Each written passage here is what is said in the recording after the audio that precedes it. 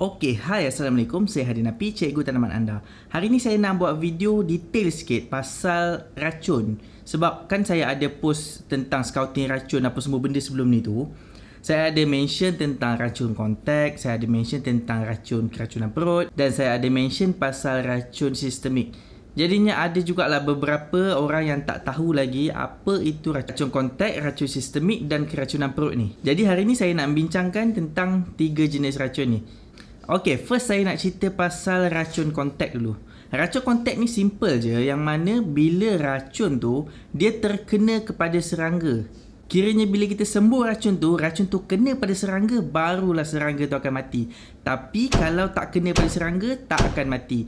Jadi serangga apa yang sesuai untuk kita guna racun kontak ni ialah serangga yang tidak mobile. Yang tak mobile tu maksudnya dia tak ada sayap, dia tak bergerak-gerak merata-rata, dia hanya duduk di pokok dan bersarang di pokok aje. Sebagai contoh ialah trips dengan ulat. Dua serangga ni memang dia tidak boleh terbang merata-rata lah. Tapi kalau trips yang adult, yang dewasa, dia ada sayap. Tapi sayap tu hanya sekadar untuk dia melompat-lompat je. Dia boleh lompat ke pokok sebelah macam tu. Tapi tak adalah dia boleh terbang jauh sangat kan. Okey. Itu ialah berkenaan dengan racun kontak. Jadinya kalau korang nak attack whitefly, korang tak bolehlah guna racun kontak. Sebab whitefly ialah sejenis serangga yang mobility dia tinggi. Dia boleh terbang merata ke sana kemari lah. Okey, yang kedua pula. Yang kedua ialah racun sistemik. Racun sistemik ni dia tidak bertindak secara langsung mematikan serangga tu. Kecuali lah kalau pada label tu dia ada tulis racun ini bertindak sebagai kontak, sistemik dan keracunan perut. Dia bertindak semua sekali. Yang tu tak ada masalah. Tapi kalau dia hanya bertindak secara sistemik sahaja, bila kita racun pokok kita tu, pokok kita tu akan menyerap racun tu, dia akan simpan dekat dalam badan dia. Jadi bila kita kata tentang menyerap ni, bilakah masa yang paling sesuai untuk kita racun yang menyerap ni? Waktu yang paling sesuai ialah kita akan racun waktu pagi.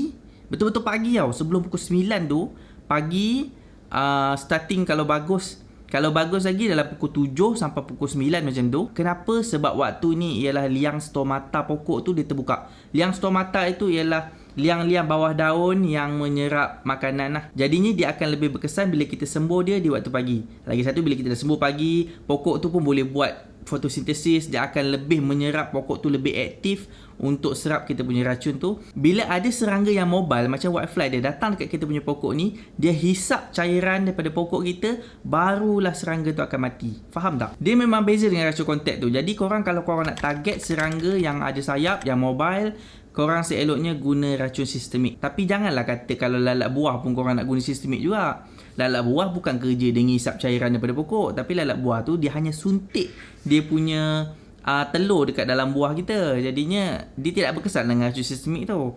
Jadinya untuk serangga-serangga yang macam itu, kita akan guna racun yang busuk-busuk. Macam Dimetowat, Fenthion ataupun yang busuk-busuk yang lain lah. Bila racun tu busuk, barulah lalat buah ataupun kupu-kupu tu tak datang pada pokok kita. Lepas tu sistemik ni pula, dia ada beberapa jenis. Dia ada sistemik lokal, dia ada sistemik acropetal, dia ada sistemik basipetal. Lepas tu saya ada lebih yang lain lagi, tapi saya tak apa ingat sebab saya buat video ni saya tak ada nota. Saya akan terang sikit tentang sistemik lokal. Sistemik lokal ialah yang mana bila racun tu kena spot dekat satu daun, racun tu kena dekat satu daun, dia akan cover daun tu saja, tapi dia tak cover daun sebelah dia. Tapi kalau racun tu sistemik acropetal kena daun A, dia akan menyerap ke daun B sekali. Dia akan merebak-rebak sampai ke satu pokok. Jadinya kita boleh jimat sikit racun kita dengan hanya semburan kabur saja, dia boleh merebak ke seluruh pokok. Lepas tu satu lagi ialah racun sistemik basipetal. Basipetal ni dia ada dua jugalah. Saat ada satu tu kita sembuh pada daun, dia akan meresap pergi ke akar.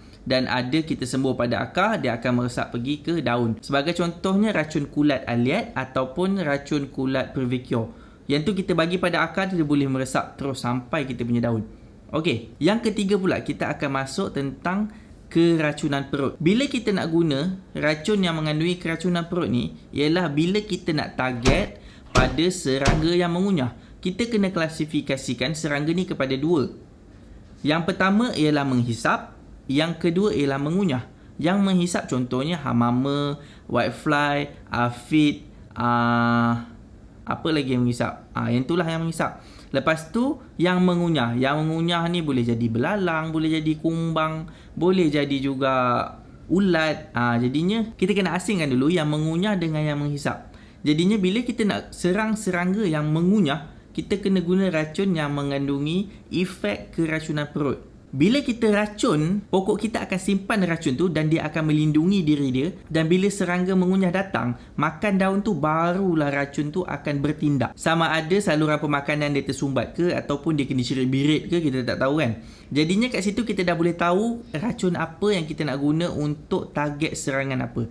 Yang ni tambahan daripada video saya yang IREC tu. Yang tu ialah untuk mengelakkan serangga kita daripada resistant. Nama pun IREC. IREC tu bermaksud resistant. Apa yang penting ialah kita kena tengok pada kita punya botol tu. Kita jangan malas baca dia punya label tu. Bila kita dah dapat informasi tu, baru kita boleh relate dengan serangga-serangga kita. Kita bila nak meracun ni, kita kena kenal dulu serangga kita. Kita tak boleh main bantai je. Tak adalah. Macam saya kata tadi lah. Kita nak attack lalat buah tapi kita pakai racun sistemik. Jadi tak berkesan lah kan. Jadinya itu je lah daripada saya hari ni. InsyaAllah nanti kita akan jumpa dalam next video. Jangan lupa like dan subscribe dan tekan notification bell tu untuk korang tak terlepas video-video yang seterusnya. Okey. Assalamualaikum.